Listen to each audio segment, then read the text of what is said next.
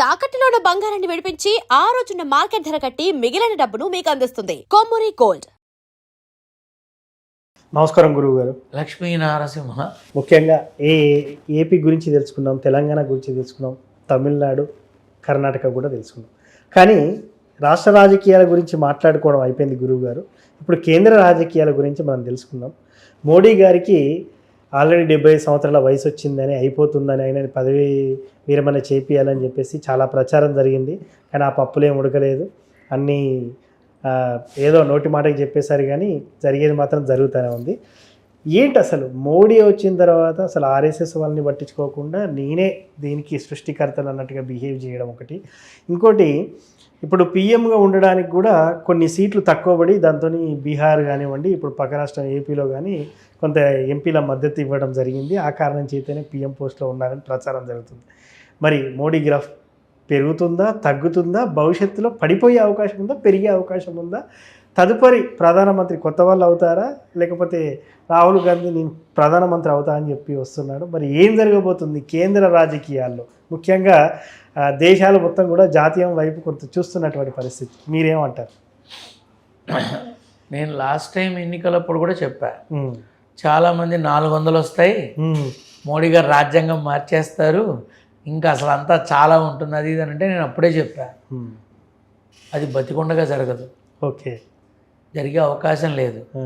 అప్పుడు కర్ణాటకలో BJP favour బాగా ఎక్కువైపోయి వాళ్ళు నన్ను అడిగితే చెప్పా, అరిచి మొత్తుకున్న 400 కాదు కదా 300 రావు.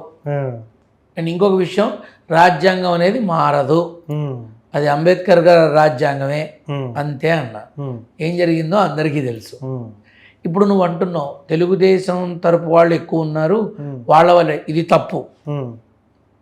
అంటే మోడీ అపర చాణక్యుడు. మోడీకి తన పీఠంతో, తన వర్గంతో, తన కేంద్రంతో ఏదైతే సంబంధం ఉందో అది బలంగా నిలబెట్టుకోవడానికి బలమైన ఆయుధాన్ని వాడతాడు కానీ మనుషుల్ని కాదు. ఓకే, అర్థమైందా?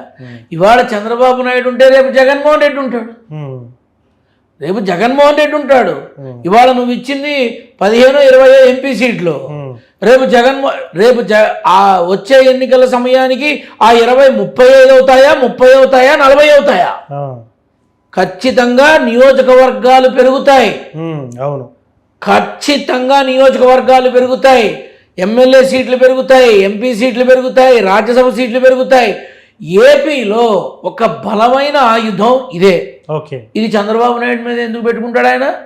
జగన్మోహన్ రెడ్డి మీద కూడా ఉంటుంది. వాళ్ళకి తెలుసు జగన్మోహన్ రెడ్డిని టచ్ చేస్తే ఏమవుతుంది ఆంధ్ర రాష్ట్రం, తెలంగాణలో కేసీఆర్ని టచ్ చేస్తే ఏమవుతుంది తెలంగాణ రాష్ట్రం. అందుకే మౌనంగా ఉన్నారు. ఓకే, అర్థమైందా?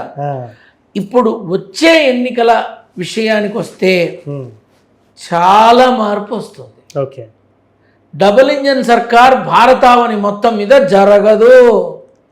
కొన్ని రాష్ట్రాలు ఖచ్చితంగా ఇతర పార్టీలతో ఉంటుంది. మన తెలుగు రాష్ట్రాల్లో ఖచ్చితంగా ఇతర మన బీజేపీ మాత్రం ఉండదు, ప్రభుత్వంగా ఓకే ఉండదు. మిగతా రాష్ట్రాల్లో కాంగ్రెస్ ఉంటుంది, లేకపోతే ఇంకో పార్టీ ఉంటుంది, లేకపోతే ఇంకోటి ఉంటుంది. అన్నీ బీజేపీనే ఉండాలి అని ఆశపడడం తప్పులేదు, కానీ అవ్వదు. ప్రధానికి 75 కాదు 80 వచ్చినా ప్రధానిగా మోడీనే ఉంటాడు బతికున్నంత కాలం. ఆయన వద్దంటే తప్ప.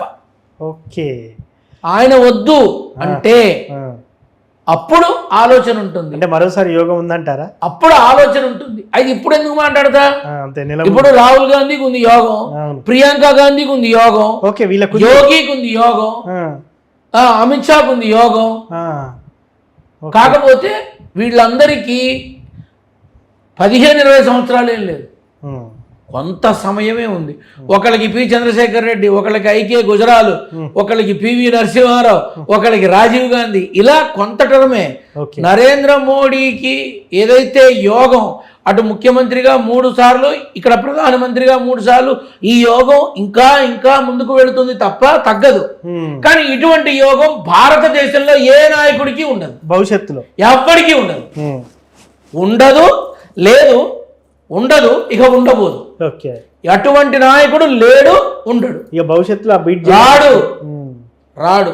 ఓకే. ఖచ్చితంగా ఇది కావాలంటే 2 సార్లు చెప్పుకోండి, రాడు. నరేంద్ర మోడీ లాంటి నాయకుడు భారతావనికి ఖచ్చితంగా ఆ ఒక్కడే, నరేంద్రుడు ఒక్కడే, ఇంకొకడు రాడు. నమో వెంకటేశ అన్నట్టుగా నరేంద్ర మోడీ అన్నట్టు ఒకడే, అంతే, రెండో మాటలేదు. ఖచ్చితంగా చెప్తున్నా. భారత రాజ్యాంగం మార్చడానికి అవకాశం తక్కువ ఉంది.